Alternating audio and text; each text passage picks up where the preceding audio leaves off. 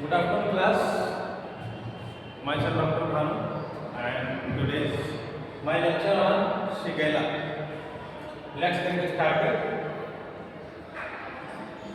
सबसे पहले इंट्रोडक्शन जान लेते हैं Shigella का. The genus Shigella exclusively infects human intestine. Shigella जो है ह्यूमन का इंटेस्टाइन को इन्फेक्ट करता है. Shigella dysentery is the causative agent of bacillary dysentery or shigellosis in humans. तो humans में Shigella बैक्टीरिया क्या करता है? Shigella dysentery क्या करता है? किसके लिए रिस्पॉन्सिबल है? bacillary dysentery के लिए. और या तो उसे शिगेलोसिस भी बोलते हैं. बेसिलरी डिसेंट्री और शिगेलोसिस को कॉजेटिव एजेंट कौन है इसका? Shigella dysentery. तो ये हमें पता चलता है शिगेला डिसेंट्री ह्यूमंस बीइंग में डिसेंट्री कॉज करता है. It is a diarrhoeal illness which is characterised by frequent passage of blood stained leucopurulent stool. तो बेसिलरी डिसेंट्री में क्या होता है? ये एक तरह की डायरियल कंडीशन है. तो डायरियल कंडीशन है, उसमें क्या होता है? इस तरह के जो पेशेंट को डायरिया होते हैं तो किस तरह के डायरिया होते हैं? फ्रीक्वेंट पैसेज, बार-बार अर्ज होती जाने की, of blood stain leucopurulent stool. तो स्टूल में ब्लड के पार्ट्स आते हैं और म्यूकोप्रूलेंट. Muco means mucus. तो एक पुरुलेंट मतलब मटमैला सा, गंदला सा. तो मटमैला सा म्यूकस और मिक्स और ब्लड मिक्स जो स्टूल है वैसा फ्रीक्वेंट बार-बार आते हैं. ठीक है, frequent passage of blood stain leucopurulent stool. The four important species of the genus Shigella are. तो शिगेला के तो कुछ स्पीशीज है, मेनली 4 जो इस तरह से है. Shigella dysentery, Shigella flexneri, Shigella sonnei, Shigella boydii. तो ये 4 जीनस है इसके. आगे देख लेते हैं morphology. Shigella gram negative bacteria, short, इसकी मॉर्फोलॉजी शॉर्ट होती है, शॉर्ट बॉडी का होता है और ग्राम नेगेटिव बैक्टीरिया कहलाता है. साइज इसका 1 से लेके 3 म्यूअर 1 to 3 म्यूअर माइक्रोमीटर होता है और 0.5 म्यूअर इसकी थिकनेस होती है. नॉन मोटाइल बैक्टीरिया शिगेला का, एक जगह से दूसरी जगह लोकोमोशन नहीं कर पाता है. Non capsulate and non sporic, किसी भी तरह का स्पोर प्रोड्यूस नहीं करता है और कैप्सूल भी प्रेजेंट नहीं होता है. नॉन कैप्सुलेट मतलब कैप्सूल प्रेजेंट नहीं होता. फिम्बरी में भी प्रेजेंट, कुछ कंडीशन में फिम्बरी प्रेजेंट हो सकती है. वैसे तो नॉन मोटाइल है लेकिन कुछ कंडीशन में फिम्बरी प्रेजेंट होती है तो थोड़ा बहुत लोकोमोशन कर पाता है कभी कभी. तो मॉर्फोलॉजी इस तरह से है. Gram negative bacteria short body का है, 1 से लेकर 3 माइक्रोमीटर तक इसकी थिकनेस है. 0.5 माइक्रोमीटर इसकी थिकनेस है और 1 to 3 माइक्रोमीटर इसकी लंबाई है. नॉन मोटाइल है, कभी कभी फिम्बरी प्रेजेंट होने के कारण मोटाइल भी होते हैं और कैप्सूल में नहीं पाया जाता और स्पोर प्रोड्यूस नहीं करते. ये मॉर्फोलॉजी हो गई. कल्चरल कैरेक्टरिस्टिक से कैसे इन्हें पहचान सकते हैं शिगेला को? फैकल्टेटिव एनारोब्स, कभी कभी ऑक्सीजन की प्रेजेंट में और कभी कभी ऑक्सीजन की एब्सेंट में, दोनों कंडीशन में ग्रोथ कर सकते हैं. इनको कल्चरल ग्रोथ के लिए pH 7.4 नेसेसरी होता है, नीड होती है इसे. टेम्परेचर 10 to 40 डिग्री सेंटीग्रेड होना चाहिए ग्रोथ कराने के लिए. ग्रो ऑन ऑर्डिनरी मीडिया, एक साधारण मीडिया में ग्रो हो जाता है शिगेला. कॉलोनीज इसकी छोटी होती हैं और लेस देन 2 mm स्मॉल होती है. सर्कुलर कॉलोनी होती है कॉन्वेक्स होती है, स्मूथ और ट्रांसलूसेंट होती है, मतलब थोड़ी ट्रांसपेरेंट होती है और स्मूथ होती है, कन्वेक्स होती है और राउंड शेप में होती है, सर्कुलर, और 2 mm से कम इसका डायमीटर होता है। मैं कहूँ कि agar, Salmonella, Shigella, agar and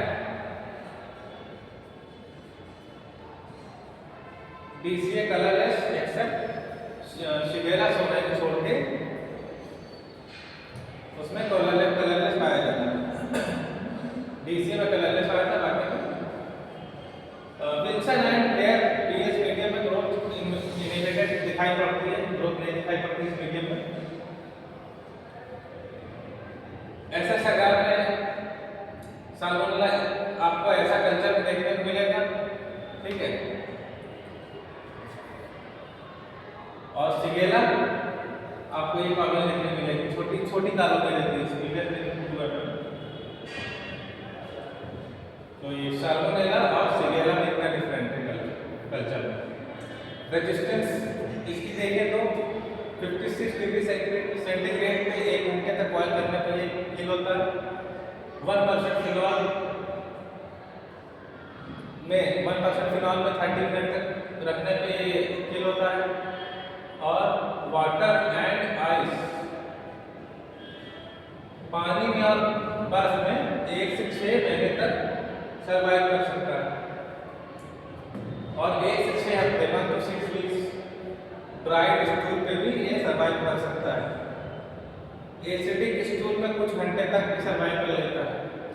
antibiotics को किस एंटीबायोटिक के अगेंस्ट रेजिस्टेंस होता है इसमें, तो स्ट्रेप्टोमाइसिन के अगेंस्ट होता है, एम्पिसिलिन और क्लोरोफेनिकोल के अगेंस्ट रेजिस्टेंस डेवलप करता है, उसके प्रति रेजिस्टेंट होता है। बायोकेमिकल कैरेक्टरिस्टिक देखते हैं तो नॉन लैक्टोज फर्मेंटर, तो नॉन लैक्टोज फर्मेंटर होते हैं शिगेला और शिगेला सोने को छोड़ के। MR पॉजिटिव होता है, मैनिटोल सब ग्रुप A नेगेटिव होता है और रेस्ट में पॉजिटिव होता है। सुक्रोज एंड हाइड्रोजन सल्फाइड में नेगेटिव होता है। इंडोर शिगेला डिसेंट्री और serotype 2 positive, Shigella flexneri serotype 6, Shigella sonnei आरबीएस नेगेटिव रहता है। कैटालिस्ट टेस्ट में क्या देखेंगे हम लोग, कैटालिस्ट टेस्ट में नेगेटिव आता है शिगेला डिसेंट्री टाइप 1 नेगेटिव आता है कैटालिस्ट टेस्ट में। मतलब इसमें आपको बबल्स देखने को नहीं मिलेंगे। कैटालाइज्ड टेस्ट में अगर बबल्स देखने को मिल रहा है आपको तो वो पॉजिटिव होता है, बबल्स देखने को नहीं मिल रहा है, बबल फॉर्मिंग नहीं हो रहा है तो नेगेटिव टेस्ट होता है। क्लासिफिकेशन में देख लेते हैं, शिगेला आर क्लासिफाइड इनटू 4 सब groups species based on biochemical and physiological character. तो बायोकेमिकल और फिजियोलॉजिकल कैरेक्टरिस्टिक के बेस पे आपको शिगेला 4 ग्रुप में देखने को मिलेगा। सब group A, B, C, D। सब ग्रुप A में हमारा शिगेला डिसेंट्री आता है, सब ग्रुप B में शिगेला फ्लैक्सनेरी आता है, सब ग्रुप C में शिगेला बायोटी आता है, सब ग्रुप D में शिगेला सोनाई आता है। शिगेला डिसेंट्री की बात कर लेते हैं।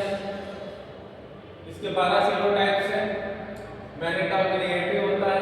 टाइप 1 शिगेला शिगा या शिगा बैसिलस मोस्ट विरुलेंट होता है, ठीक है। और ये मोस्ट विरुलेंट होता है, सबसे ज्यादा घातक होता है। कैटालाइज्ड नेगेटिव होता है, इंडिविजुअल में नेगेटिव होता है और प्रोड्यूस एक्सोटॉक्सिन प्रोड्यूस करता है, जिसमें से एंटरोटॉक्सिन और न्यूरोटॉक्सिन्स और साइटोटॉक्सिन भी होते हैं। मतलब इंटेस्टाइन में टॉक्सिन प्रोड्यूस करते हैं और न्यूरोटॉक्सिन भी होते हैं और सेल्स में टॉक्सिन भी प्रोड्यूस करते हैं। तो ये 3 तरह के ये एक्सोटॉक्सिन पाए जाते हैं। तो टाइप 1 करना। टाइप 2 में शिगेला सोमिंजी में इंडोर टेस्ट में पॉजिटिव रहता है और डायबिटीज सेलुलाज साइट्स ग्रुप होते हैं। सब ग्रुप B में जाने शिगेला फ्लैक्सनेरी का मोस्ट कॉमन इंडिया में बहुत कॉमन पाया जाता है, 6 सीरोटाइप है। मैनिटोल टेस्ट में पॉजिटिव पाया जाता है और बायोकेमिकली एंड एंटीजेनिकली हेटेरोजेनस होता है। सब ग्रुप C में हमारा शिगेला बायोटी लीस्ट कॉमनली नहीं पाया जाता है ज़्यादा। बायोकेमिकली सिमिलर फ्रैक्शनरी के सिमिलर होता है, 15 इसके सीरोटाइप होते हैं, मैंने 12 नेगेटिव पॉजिटिव होता है। और सबसे ना के बराबर बहुत कम ही पाया जाता है सब ग्रुप में जो है सिगेला सोनाई, तो लीस्ट विरुलेंट होता है और बहुत ही कम घातक होता है, ज़्यादा पोटेंट बैक्टीरिया नहीं है। लीस्ट विरुलेंट मतलब उसकी स्प्रेड करने की पावर बैक्टीरिया की। Late lactulose and sucrose fermenter होता है, लैक्टोज देर से प्रोड्यूस करता है लैक्टोलोज और sucrose. Most common species in west, तो वेस्ट में जो है कॉमनली पाया जाता है। इंडोर नेगेटिव होता है, एंटीजन फोकस होते हैं first and second, two different colony और मॉर्फोटाइप्स होते हैं, दो डिफरेंट टाइप की कॉलोनीज होती है सिगेला सोनाई की, और क्लासिफाइड इनटू 7 पोजिशन टाइप। सिगेला के सिम्टम और कॉज समझ लेते हैं, तो सिगेला के बारे में देख लिया हमने। इसमें क्या होता है सिगेला डिसेंट्री जो सबसे विरुलेंट है, तो इसमें 3 तरह के टॉक्सिन्स होते हैं, एंडोटॉक्सिन, एक्सोटॉक्सिन और वेरोसाइटोटॉक्सिन। तो एंडोटॉक्सिन क्या है, release after autolysis, it has irritating effect on intestinal wall which cause diarrhea and intestinal ulcer। तो एंडोटॉक्सिन क्या करता है, डायरिया और इंटेस्टाइनल अल्सर करता है। एक्सोटॉक्सिन क्या करता है, it is a powerful toxin except well of neurotoxin, ये तो न्यूरोटॉक्सिन का टाइप है। तो as endotoxin and neurotoxin it induces fluid accumulation, इसमें क्या होता है फ्लूइड एक्यूमुलेशन होने लगता है। और न्यूरोटॉक्सिन क्या होता है, डैमेज का एंडोथेलियल सेल होता है, small blood vessels of CNS. तो सीएनएस की जो ब्लड वेसल्स की सप्लाई होती है, वहां पर ब्लड वेसल्स में क्या क्या एंडोथेलियल सेल होती है, इसको डैमेज करने लगता है, इससे कोमा और डेथ की कंडीशन होती है एक्सोटॉक्सिन में। और एंडोटॉक्सिन का डायरिया इंटेस्टाइनल अल्सर होता है। साइटोटॉक्सिन ये तो वेरो सेल्स पे एक्ट करता है। पैथोजेनेसिस में देखें तो इसमें infective dose is low, 10 to 100 days life में इन्फेक्शन कॉज करता है। सोर्स ऑफ इन्फेक्शन पेशेंट और कैरियर, इन्फेक्शन पेशेंट और कैरियर के थ्रू फैलता है। और routine of route of entry क्या होगी इसकी, फीको ओरल रूट होगा, फीको ओरल रूट होगा। और फीका और फीको ओरल रूट आप लोग जानते हैं, फीकस से बैक्टीरिया आता है तो उसको इंजेस्ट कर लेने में फीको ओरल रूट कहलाते हैं।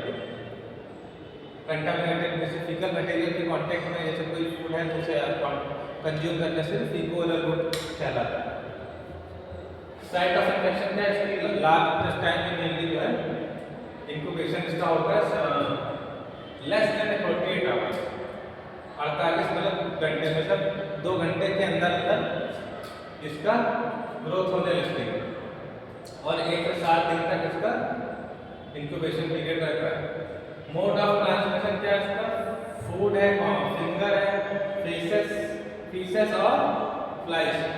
तो कंटामिनेटेड फूड और हैंड जो हाइजीन, कंटामिनेटेड हैंड कांटेक्ट से होता है, और फीसेस से होता है मलमूत्र से, और फ्लाइज मक्खियाँ जो उनकी बैठती हैं फ्लाइज की वजह से भी होता है। मेनली लार्ज इंटेस्टाइन की डिसीज है कॉज करता है। Shigella dysentery cause bacillary dysentery, Shigella dysentery bacillary dysentery cause करता है। इसमें क्या होता है, बस म्यूकस के साथ और ब्लड के साथ में स्टूल आता है, स्टूल के साथ ब्लड और म्यूकस आने लगता है। बैसिलरी डिसेंट्री में the pathogens enters into the host by the injection of contaminated food, तो कंटामिनेटेड फूड कंज्यूम करने से होती है disease.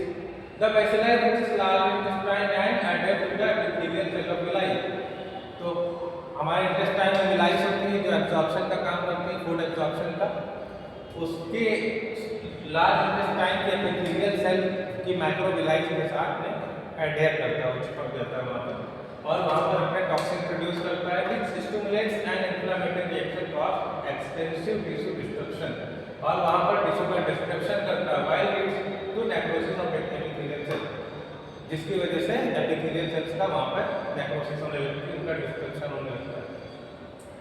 The necrosed epithelial becomes soft and तो एपिथेलियल सेल की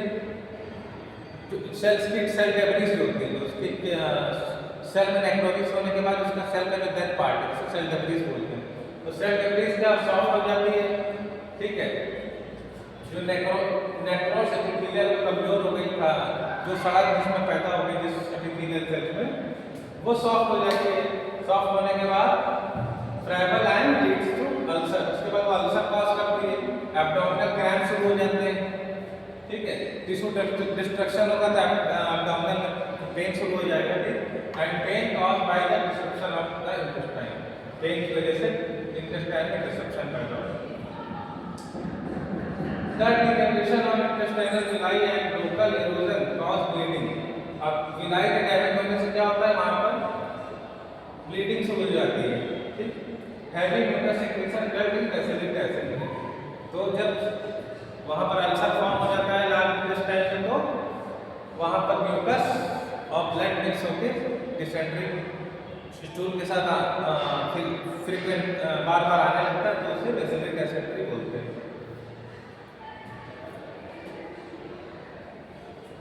अब ये यहाँ पर क्या लिखा है, ingested Shigella enter intestinal cell by endocytosis. तो एंडोसाइटोसिस प्रोसेस जो मैकेनिज्म है उसके थ्रू क्या होता है, शिगेला इंटेस्टाइनल सेल में एंटर कर जाता है।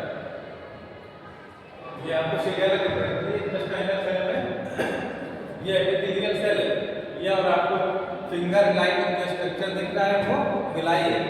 तो एपिथेलियल सेल में विलाई प्रेजेंट होते हैं, तो विलाई एब्जॉर्ब कर विलाई के थ्रू ये एंडोसाइटोसिस के माध्यम से अंदर पहुंच जाते हैं, शिगेला डिसेंट्री पहुंच जाता है, और ये वहां पर मैक्रोफाज भी देखिए आगे मैक्रोफाज भी प्रोटेक्शन एज अ प्रोटेक्शन आने शुरू हो जाते हैं।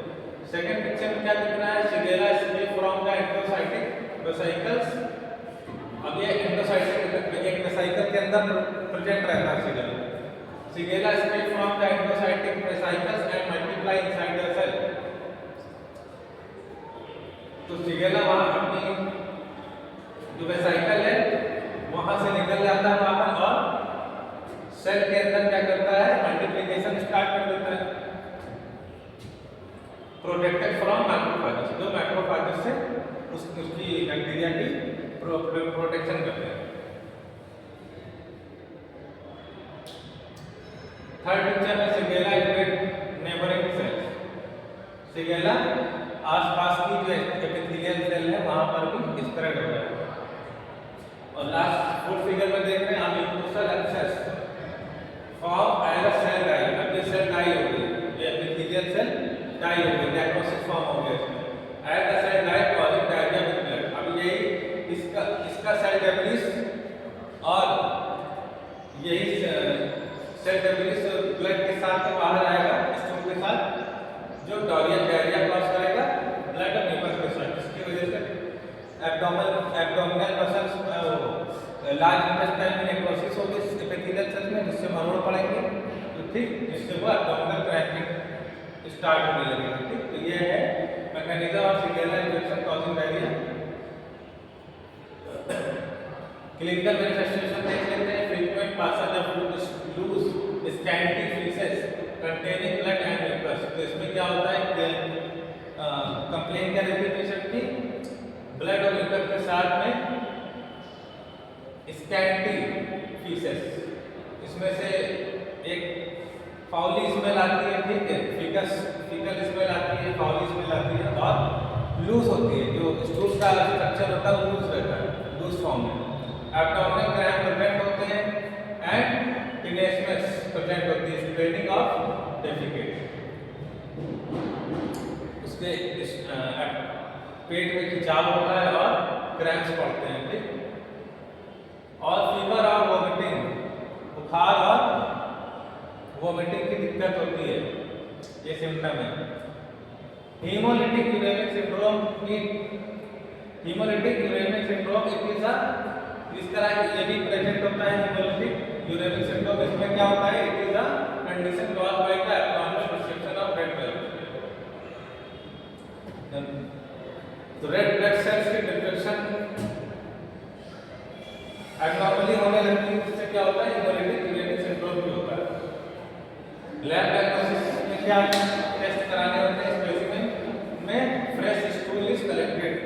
तो फ्रेश स्टूल कलेक्ट किया जाता है मॉर्निंग का, डायरेक्ट माइक्रोस्कोपी करी जाती है सलाइना ल्यूमर्स आयोडीन प्रिपरेशन के साथ फीचर में। इसमें क्या देखने को लार्ज नंबर ऑफ सेल देखने को मिलेंगे और एरिथ्रोसाइट मतलब जो एपिथेलियल सेल वो देखने को मिलेंगी, जो डेड सेल होती है फर्स्ट फॉर्म में, और एरिथ्रोसाइट डेड सेल देखने को मिलेंगे। कल्चर में क्या दिखेगा? For inoculation it is the best to use mucus flakes if present in the specimen on MacConkey agar and एसएसएगार। तो म्यूकस फ्लेक्स का स्पेसिमेन लेने के बाद मैकॉन्की एगार और एसएसएगार में उसका कल्चर कराते हैं। आफ्टर ओवरनाइट इंक्यूबेशन एट 1 रात के लिए रखते हैं, इंक्यूबेशन करते हैं 37 डिग्री सेंटीग्रेड पे। The plates are absorb for characteristic colonies which is confirmed by Gram's staining and biochemical reaction.